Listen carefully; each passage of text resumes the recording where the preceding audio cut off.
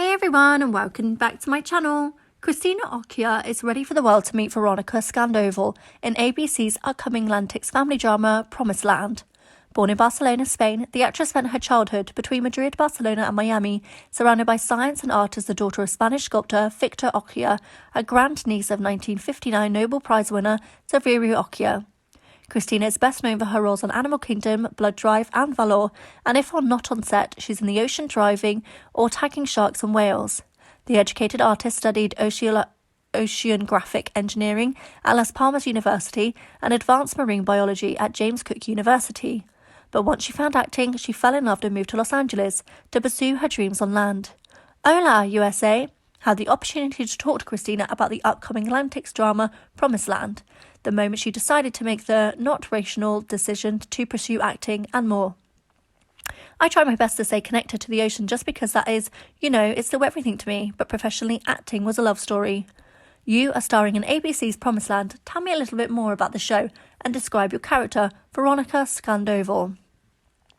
So, the show is a family saga of the Scandoodles, and we are led by a patriarch who is played by John Ortsitz, and Joe Sandoval runs a winery. His backstory is also explored in the immigrant storyline Coming to America, but this is now tackling the second-generation Scandovals. I compare it to Succession, if there was a Latin version of Succession. So here he is in charge, and that's all he is going to take over the winery. Veronica is my character, is the CEO of a company. She is a businesswoman, a professional.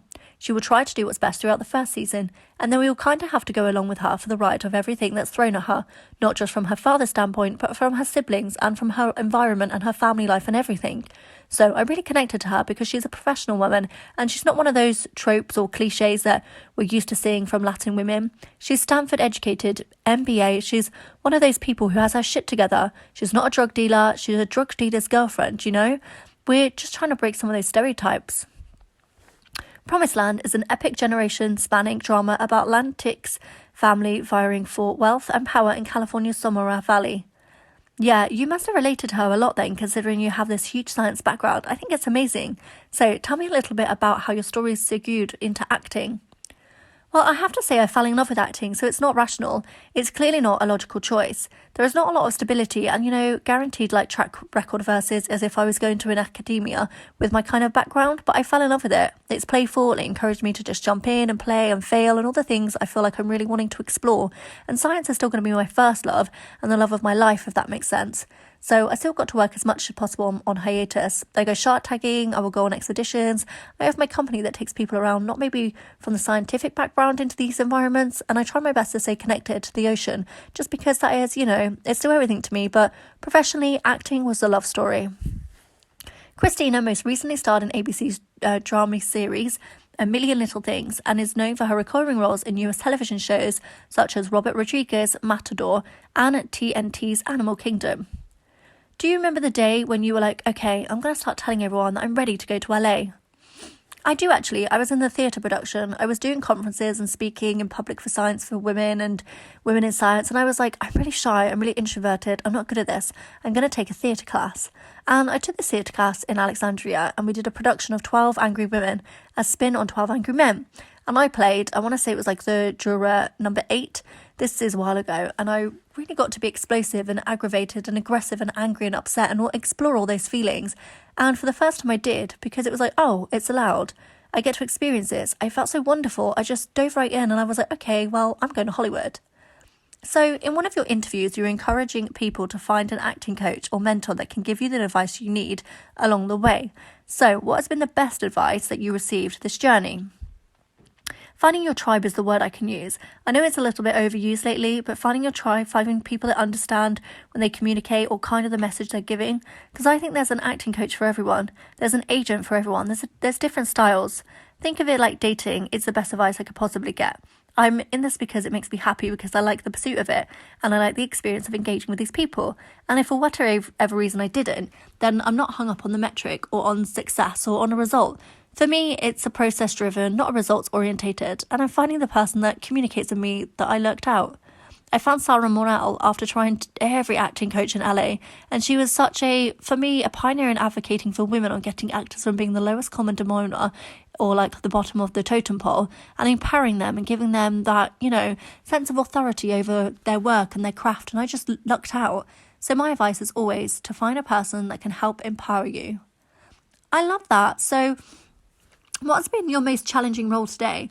I love that you're always doing roles that are, like you said before, making a statement. So what would you say that has been the most challenging in terms of, research and the character? Veronica is definitely up there. Every character I tackle is a woman that's very good at something. I like high-level competence, so very attracted to it, both on a personal level and on a character. And so whether it's a drug dealer on Animal Kingdom, she's very good at what she does, or she's being manipulative, or she's evil. In Veronica's case, she's a businesswoman. She's a family-orientated businesswoman, which is like a very difficult world to meld, and she's very good at it. But also the fact that she's good at it is just foreign to me, because I don't drink, and even though I'm from Spain, I don't drink, and I don't drink wine. So for me, I was just like, oh my God, I can't tell them that I don't drink, because I think the showrunner's first comment when we spoke was kind of like, wine on set, which was like a joke, obviously, but wine, it'll be so much fun.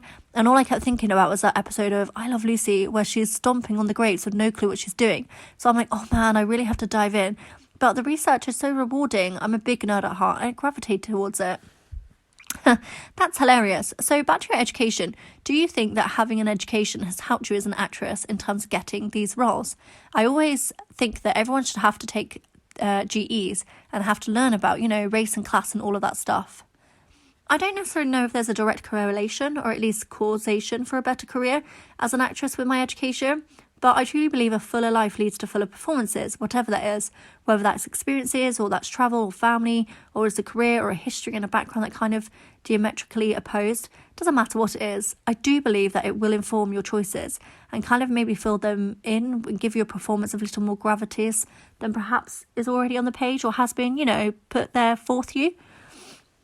I love the ocean. I think it's so cool that you dive. I'm sure every single time you go out is amazing. But is there one experience that has been more like your favourite? I tried to go hammerhead and tiger shark season to Bimini and the Bahamas with our company. It's called Rogue Expeditions, and we tried to go with a group of people. Most of them, either like me, used to doing field work with wildlife, or people who have never done it before. And I will say recently I got to take my husband for the first time ever shark tagging.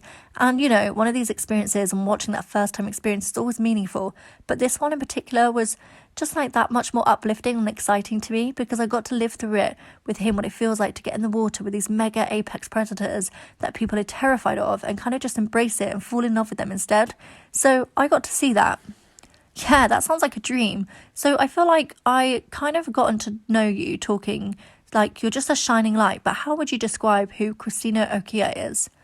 Oh gosh, I would love to never have to describe who Christina Ochoa is, because I just love the idea of being vague and living in my subtitles or in my greys and not being able.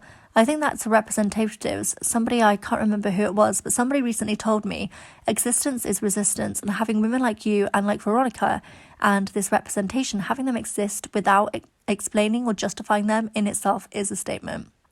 Oh, I love that. So aside from Promised Land, what else can we look forward to in 2022? Wow, I'm very, very lucky. I have 2 movies coming out and season 6, which is our final ever from John Wells' Animal Kingdom on TNT. And the experience, 6 years on everything or anything with a family like that is something I'm super grateful for. So then there's 2 movies that were independent films during the pandemic. So against all odds, managed to pull through and finish, and we all rallied together. So I'm excited about those 2, and they're all kind of coming out at the same time. So help me. No, I'm very, very grateful. So hopefully those come out. I don't have an exact date. I know Animal Kingdom comes early in the year, and the other 2, I believe, in the year. Thanks for listening. For more celebrity news, please like, comment, and subscribe.